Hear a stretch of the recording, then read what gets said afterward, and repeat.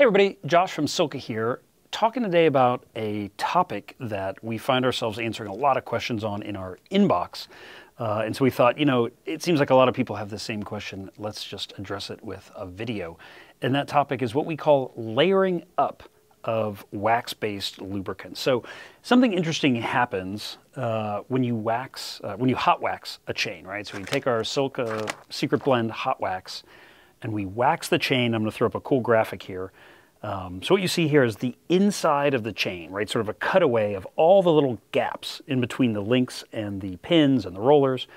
And when you hot wax, that becomes 100% full of wax, right? The wax is liquid, the chain goes in, it comes out, the liquid stays in place, hardens. 100% of that empty space inside the chain is now full of wax.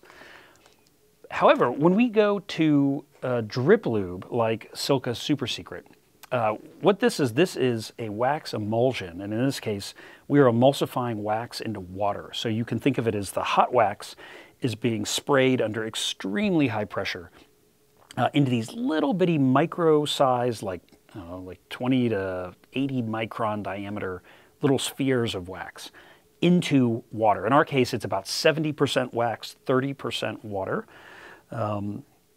To make it fluid enough to be able to penetrate deep into the chain. And so let's look at our graphic for application 1, or what we would call layer 1 of SILCA Super Secret. So you see it's gone in, you've got 70% wax, 30% water carrier, and we're asking you to let it cure for at least 4 hours, 24 hours is ideal.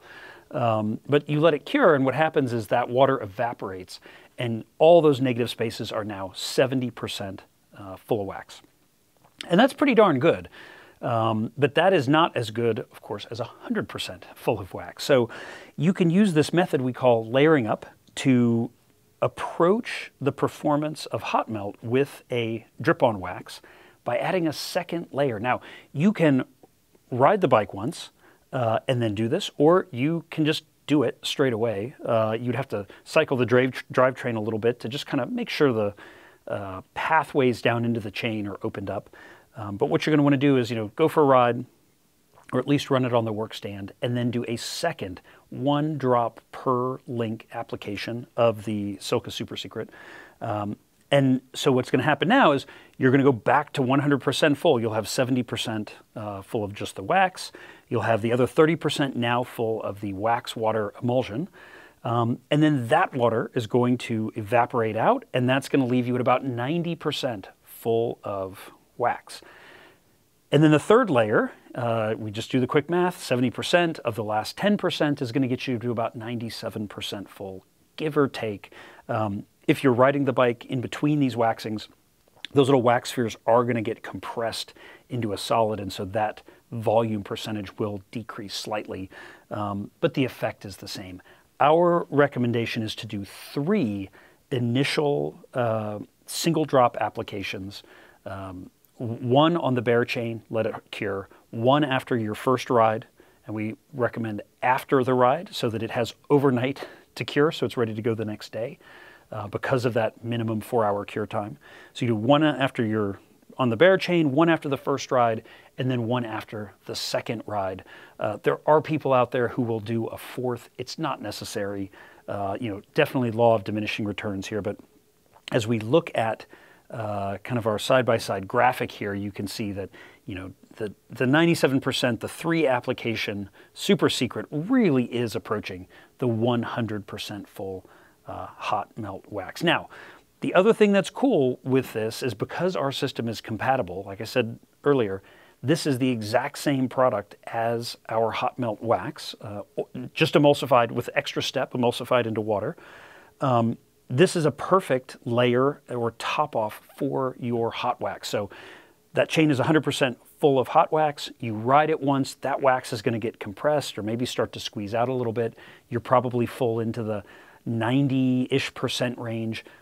You can add a drop of Super Secret, rub it in with your fingers to help make sure that it's penetrating, and that will top you back to the 100%. You really don't want to keep adding wax after that. We recommend 250 to 300 kilometers between lubrications after you've done the initial layer build, and that's to prevent wax buildup. Once the chain is pretty much 100% full of wax, anything you add is just going to stay on the outside, which is going to be opportunity for it to get gunked up on the cassette or the derailleur pulleys, the chain rings, flake off onto the floor, and quite frankly, you're just wasting your money after that. So 3 applications, 3 early layers, 250 to 300 kilometers, add another layer, and that's going to keep you going. I recommend resetting the chain every 1,000 to 1,200 kilometers. And by a reset, what we mean is a stripping it back to bare metal, which in the case of wax drivetrains does not need any more solvent. And so that's the other kind of hidden beauty of a wax drivetrain, is that you can reset it simply with boiling water. So if you're not removing the chain and you're using drip wax, I actually use a kettle. Boil water in the kettle, pour it out the kettle spout, pour it right under the front of the chainring. As you're pedaling, it's going to wash all that wax and dirt straight out onto a paper towel or whatever you have on the ground that you can throw away. Or if you are hot melt waxing, you can just throw the chain in boiling water, shake it off, and then throw it straight into the wax. The water will not hurt the wax, and actually it kind of gives you a nice indication of when it's done, in that the water will stop boiling through the wax, letting you know that you can go ahead and pull it, let it cool, and then reinstall it back on the bike. So there you go, the benefits of layering up your wax. Hope to see you next time.